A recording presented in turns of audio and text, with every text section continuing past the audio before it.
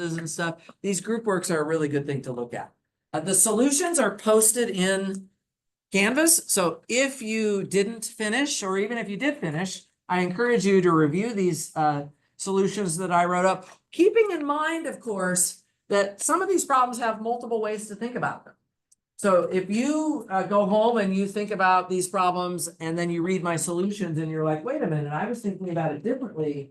Don't automatically assume that what you had in mind isn't going to work. It very well might. And if you are interested in that, you can always bring it up to me and we can talk about it, because yeah, there's usually one right answer to these problems, but there's not always just one way to think about it, if that makes sense. So I definitely encourage you to explore your own ideas, as well as kind of looking at my solutions as well. So, okay.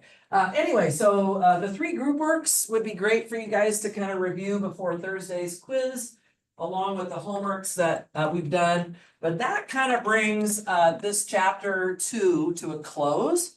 And I think at this point, I'm going to move on to something else. We are actually going to skip chapter 4 of the book. Chapter 4 is about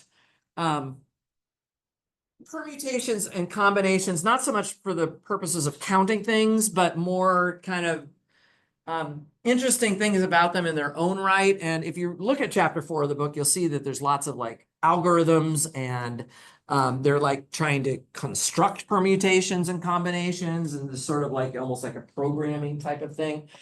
So in the realm of computer science, that might be a little more interesting. But in terms of like what we're trying to do here in a more mathematical manner, I've decided to kind of let that chapter go. I don't think it's really the bread and butter of what this course is about. And instead, I'm going to jump forward to chapter 5 now. So this will not be on the quiz Thursday, but this will get us working towards the next homework assignment for next week. And chapter 5 is called the binomial coefficients.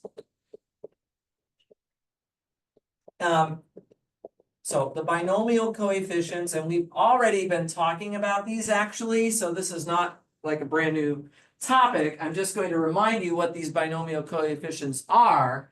They are these expressions of the form n choose k, right?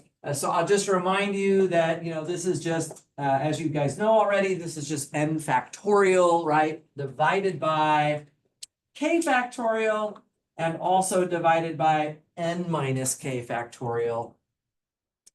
And we have this alternate notation, c of nk, and so on, that we've already kind of been using this notation. But what we're going to do here is we're going to study these binomial coefficients from the point of view of making combinatorial identities.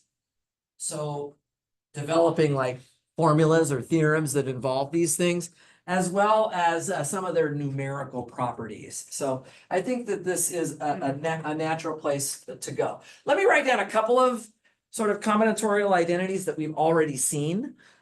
So let me just recall, we did discuss this earlier, but I don't mind reviewing it here briefly.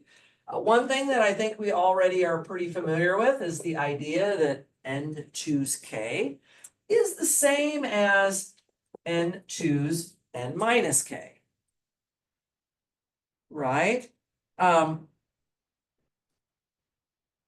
there would be sort of, in my view, there would be 2 ways to explain that formula.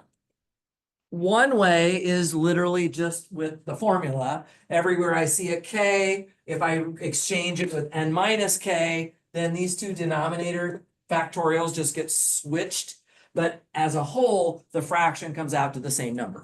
Okay, so we can see it sort of just computationally from the factorials. That would be one explanation for this. But there would be another explanation as well, which would be a more conceptual one, which would be something that would go along these lines. If I have n objects and I want to choose k of them, again, we're not putting anything in order, just choosing k of them, I could alternatively choose n minus k of them that I'm going to discard. And then by default, right, the other ones are the ones that you would therefore have. So you can either directly choose the k objects that you want, or you can discard the ones that you don't want. If I've got,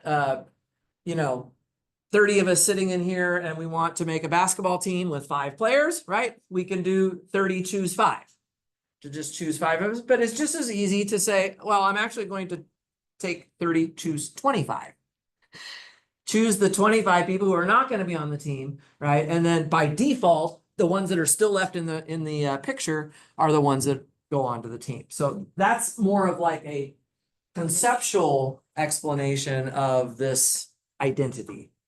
Okay, so that's one. And then there was another one that we've already seen. Actually, this one is relevant for one of tonight's homework problems. Let's do tonight, which is that if you take n choose 0 and you add it to n choose 1, and then you add it to n choose 2, and so on, all the way up to n choose n. Okay, so in other words, this is just the summation where k goes from 0 to n of n choose k. Does anybody remember what that adds up to? 2 to the n. Very good. Exactly. So this adds up to 2 to the n. And this one is a little harder to prove just straight from a computational formula, because after all, you're adding up a bunch of fractions of factorials. And so simplifying the left-hand side is not so direct anymore. It's not so obvious that you can do that. But you can still give the justification in terms of a conceptual reason, which is that, well, I have n objects and I'm choosing a subset of them, right? And so each of the objects is either in or out of the subset. 2 choices for each of these n objects. That's obviously 2 to the n by the multiplication principle, but then I can also break it down according to like the size of the subset, right? So that's the n choose k. So, and you add all of those up. So we talked about that before. So these are a couple of formulas involving these binomial coefficients, but there are others, and I'd like to share one with you right away here as we start off this new chapter, and that would be theorem. So this is, now I'm going to show you something new that we haven't officially addressed. Theorem 5.1.1. And this goes under a more famous name that is worth kind of keeping track of. It's called Pascal's formula. Okay, and so let me write down what this one says. So for all n and k, right, in the positive integers, well, actually, yeah, that's right. For all k and n in the positive integers with 1 less than or equal to k less than or equal to n minus 1. So k is somewhere between 1 and n minus 1. Here is the formula. N choose k is equal to n minus 1 choose k plus n minus 1 choose k minus 1. Well, this is worth kind of putting a box around that and kind of getting this formula down a little bit. Okay, so we'll go ahead and talk about this one now. Yeah, so, again, I could prove this, and since this one is new, I will go ahead and write up a proof of this one in more detail. So this is like a third example of a combinatorial identity that involves the binomial coefficients. And I can give 2 proofs of this one as well. So the first one, the proof number 1, would just be use the factorial notation again. So n choose k is n factorial divided by k factorial times n minus k factorial, right? And simplify. So on that one, I actually am not going to do it right here. This is pretty easy. If you just take all these expressions on if you take the expressions on the right-hand side and you put down the factorials, right, and simplify what you have there, get a common denominator or whatever, it'll quickly produce the n choose k on the left side. So that's easy enough to do directly. So I'm just going to I'm going to omit this one, and anybody who just wants to kind of practice that on their own, you can do it. It's really not too bad. But I would rather give you a different proof, which is kind of, again, more in the spirit of a conceptual understanding of where this is coming from. And so this proof, I'm going to call this a combinatorial argument.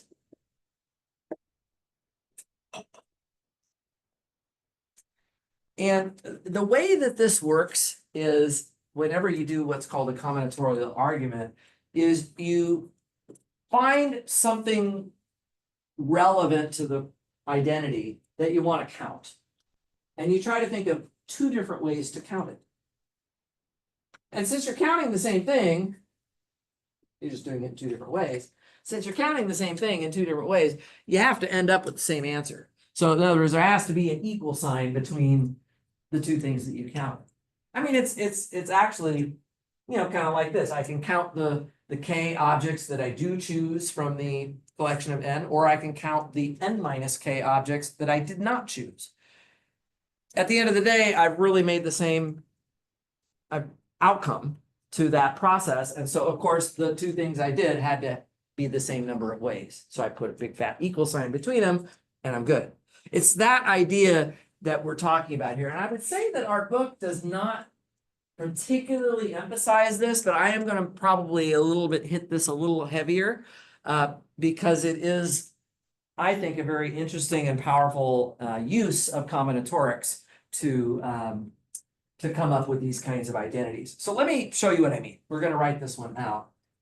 So on the left-hand side, we just have n choose k. So I'm going to think of something that I could count that would have a value of n choose k ways of doing it. And I can think of a very good one, which is how many subsets of size k can I make out of n objects, right? So let's just write this down. The left-hand side, LHS, you guys can use this abbreviation in your work because we're going to be doing this a fair amount. LHS, left-hand side, counts the number of subsets of an n element set. I'm actually going to list an n element set here, which would be the set 1, 2, 3, all the way up to n of size k. So I already know that that's what it is. But what I'm going to do now, guys, is I'm going to try to count the number of subsets of, of size k. Write that down.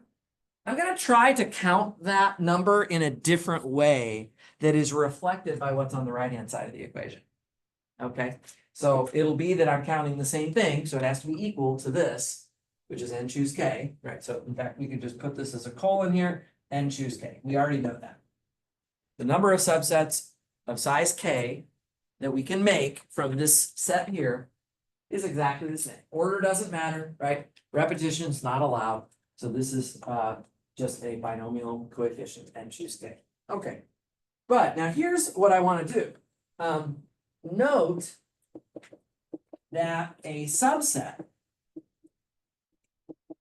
of size k, so now I'm going to start looking at these subsets of size k, falls into exactly one of the following types.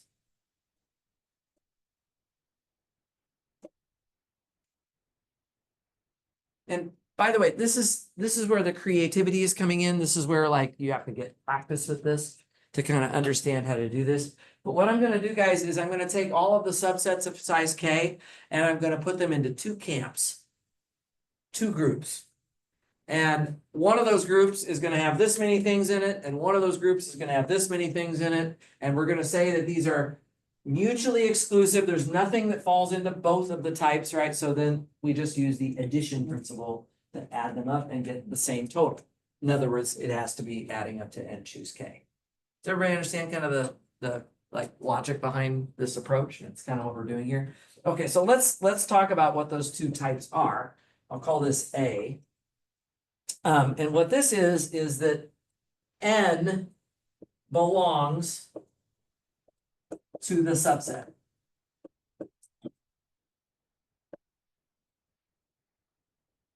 So now, guys, this is a subset of size K. And it might be that the last element of my set is in that subset, or it might not. Either yes or no. So it might already belong to the subset. And if that's the case, in this case, then how many of my subsets are of this type? Well, if n belongs to the subset, then from the remaining elements in the original set, there's n minus one other elements, and k minus one of those would have to be in the subset, because the subset has size k overall, and this is one of those k elements. So what are the other elements? Well, I don't know what they are exactly, but I know there's k minus one of them, and they must be between 1 and n minus 1, right? So how many of these are there? So there are, I'll write it here. There are n minus 1 choose k minus 1 subsets of this type. Right? And just over here, you wouldn't necessarily need to write this into the proof, but I'm going to put it here just so you have it as a justification. You're going to choose k minus 1 elements from the set 1, 2, 3, ... up to n minus 1. So we're not including n itself. We're just, that's just the little explanation of why we have the n minus 1 choose k minus 1 there.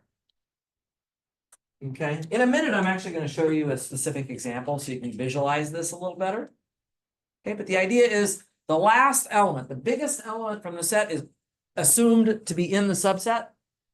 And so what else is in that subset? Well, there has to be k minus 1 other elements from among the first n minus 1 objects in the big set to begin with, right? So you're going to choose k minus 1 objects from the n minus 1.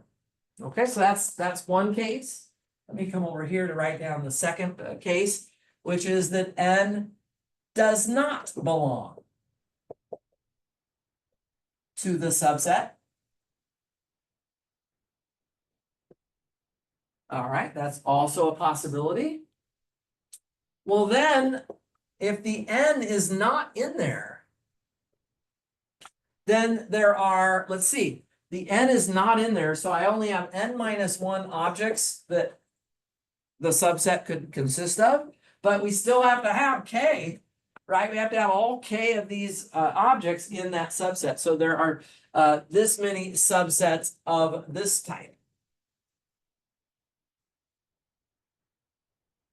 N minus 1 choose k subsets of this type. And so again, I'll put a little comment here. We're just going to choose k elements. But in this case, those k elements have to come from the set starting from 1 to 2 and so on up to n minus 1. So that's a very similar write-up for the second case.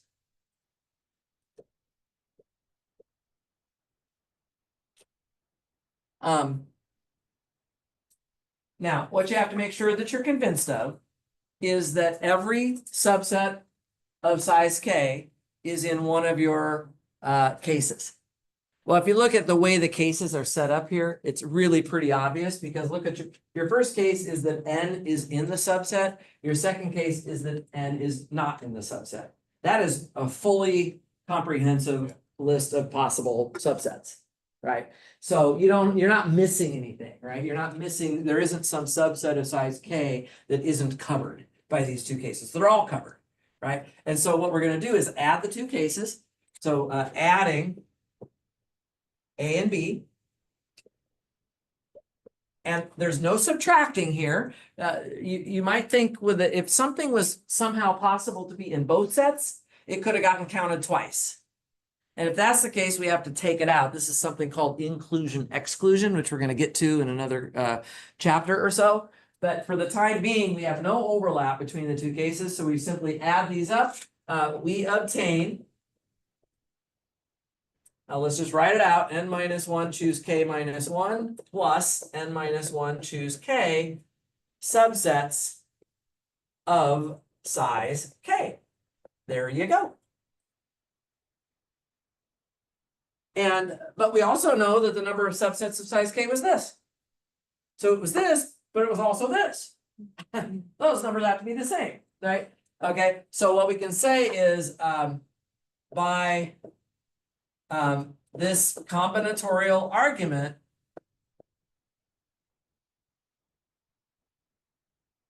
I'm trying to be really thorough here. You don't always have to write all of this text out. I just want to be really thorough, the first example we're doing. By this combinatorial argument, which is, counting, I'll put it in parentheses what I mean, counting the same thing in two ways. We've counted it in two ways. First way was right here. Subsets of size K, there's N choose K of those, and then the rest of the write-up was the second way. By this combinatorial argument, N choose K, which is what was on the left-hand side to begin with, has to be equal to what we have calculated here on the right side, which is N minus one choose K minus one plus N minus one choose K. And so that is good to go. Check that one off. All right, what do you guys think? Does it make sense? Do you want to see an explicit example of that? What's like specific numbers, or do you kind of feel like you get it? An example, please. Example would be good. Let's do an example. I've got one just in mind. In other words, what I'm going to give you an example of here is kind of so you can see how this proof actually works. I think it's kind of useful to do that. Let me just move this over here. Okay. So an example of this, let's suppose that N is 6 and K is 2. Right, so in this case, my set S is just the numbers 1, 2, 3, 4, 5, and 6. Right, so we make our set like that. And so what we can do here is, of course, we can create the two cases A and B. These are going to be subsets of size 2. And in case A, the number 6 belongs to the subset. So we can write down which subsets those are. If the 6 has to be there, well, we have 1 and 6, 2 and 6, 3 and 6, 4 and 6, and 5 and 6. And we can think of that. What did this say here? This is actually sort of, so when K is 2 and N is 6, that's just 5 choose 1. And we can see that. You guys, the idea here, just so you're clear on this, you're making a subset of size 2, right? But you are required that 6 is in the subset. So what choice do you actually have? You have to put the 6 in there. The only other thing you're choosing is what's the other number that goes with it. So, that's what this says. We are going to choose one element from 1, 2, 3, 4, and 5. Right? And that's 1, 2, 3, 4, and 5. That gives you the 5 subsets. Okay, so that's 5, choose 1. Yes. And is it because it's like in sets, the order doesn't matter, that like 6 and 6? Correct. Yeah, the order definitely doesn't matter. Now, the second case, those are the ones where the 6 is not in the subset. So I can write down all of those. We could have 1 and 2. We could have 1 and 3. It's good to do this in a systematic way, guys. So put all the subsets that have 1 in them first. So 1 and 2, 1 and 3, 1 and 4, 1 and 5. But we're not going to put 6 because that's already been taken care of in the first case. Then we have 2 and 3, 2 and 4, 2 and 5. And then we have 3 and 4 and 3 and 5. Give myself a little more room here. Then we have 4 and 5.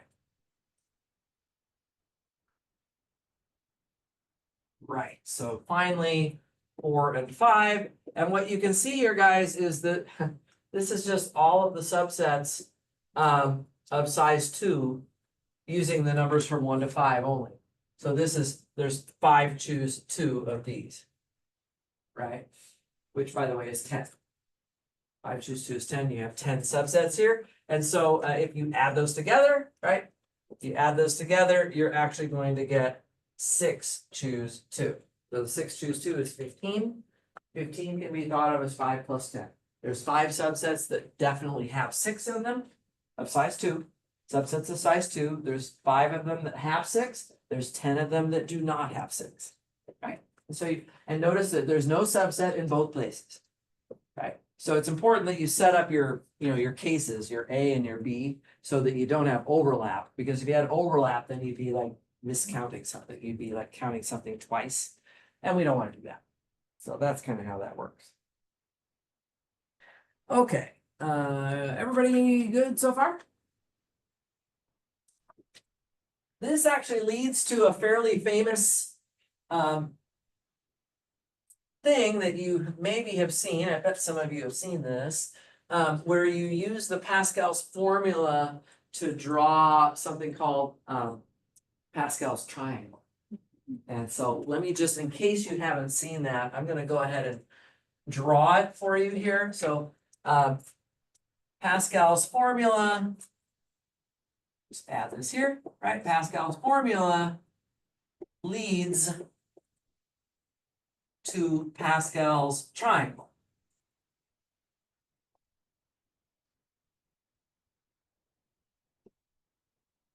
Right, so how does this look? I have to be honest with you, first of all, that the triangle starts off with the expression 0 choose 0, which is sort of undefined.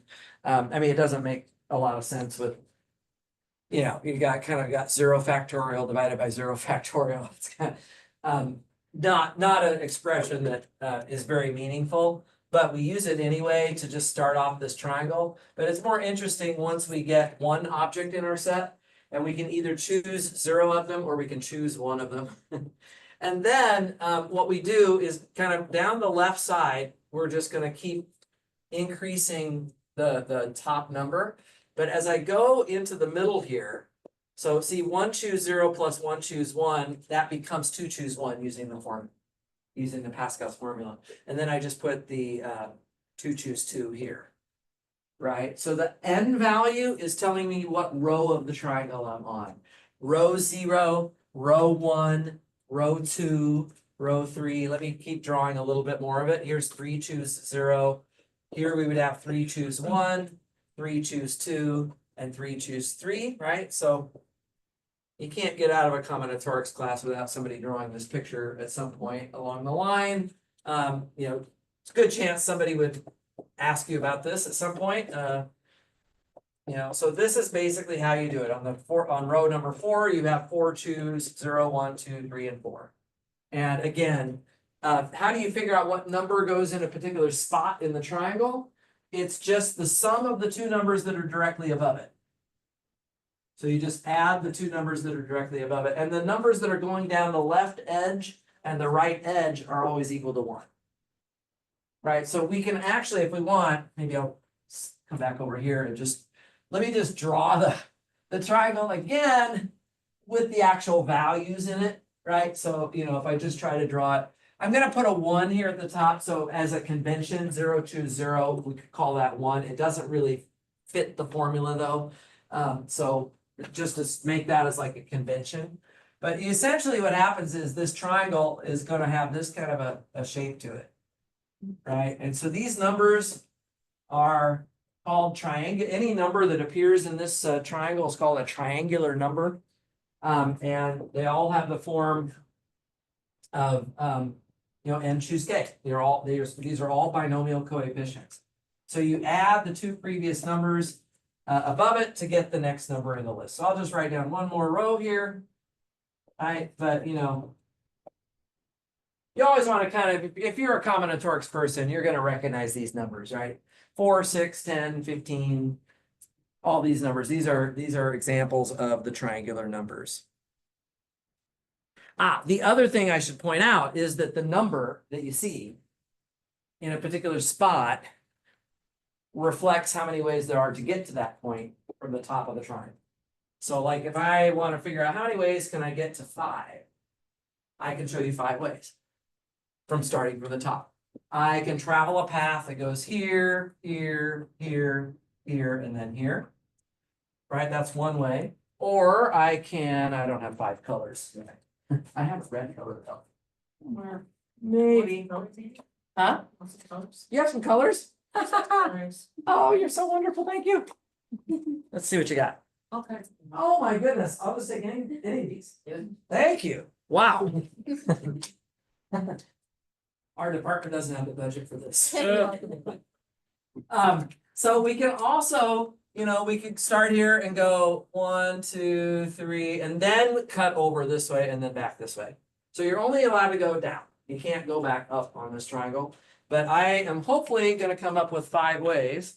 So the next one might be start here and go 1, 2, and then cut over right here, 4, 5, right? That's another way of doing it. And then another way of doing it would be to start here and go this way and then continue along like that. There's going to be 5 ways to do it. I'm using 5 different colors to show it as best I can here. And then finally, the last one would be to go over here first and then go down this way. So let me, thank you so much. Let me make a quick remark. Appreciate that. Just a quick remark is that the number of ways to walk along this triangle from the top to any particular spot in this triangle is n choose k. So I'll just write that down and then maybe we'll make sure we understand it. The value n choose k, right, is the number of ways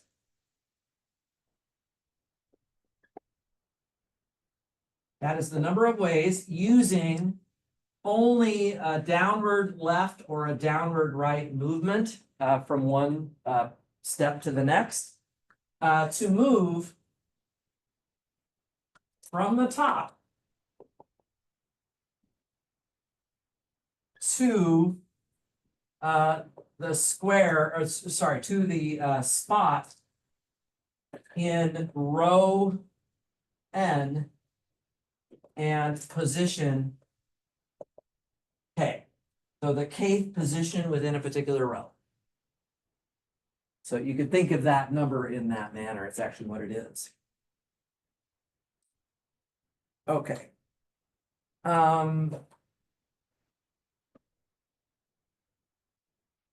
But you see, guys, this makes sense. Because to go from row 0 down to row n means you have to go downhill n times.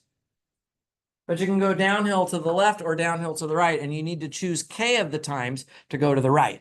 Because you want to end up in row n. To get to row n, I have to make n moves, because each move drops me down one more row of the triangle. And of those n moves, k of them need to have me going to the right. In this case, 4 of them, right? This is 5 choose 4. I guess I need to be clear. We're starting with row 0 and position 0, right? So this is position 4 in row 5. And you notice that all 5 of those paths that I drew, they have 4 choices of going to the right and only 1 choice of going to the left. So you make k rightward moves out of the n moves total, and you can choose, and the order doesn't matter, so it's just n choose k. It's actually not that different than that secretary going from their house to the office problem, where you go east and north. And the only difference here is we're not going east and north, we're going southwest and southeast. But it's kind of the same idea. Okay, how's my time? It's 5:15. So that means I have how much time? I have like 30 seconds. We're not gonna do anything else today. I'm done for today. Guys, have a great rest of your Tuesday. I'll be downstairs if you've got questions for me. On Thursday, don't forget, what are we doing at the start of class? Quiz, exactly. So be on time, and then we'll do the binomial theorem. Group work. What was I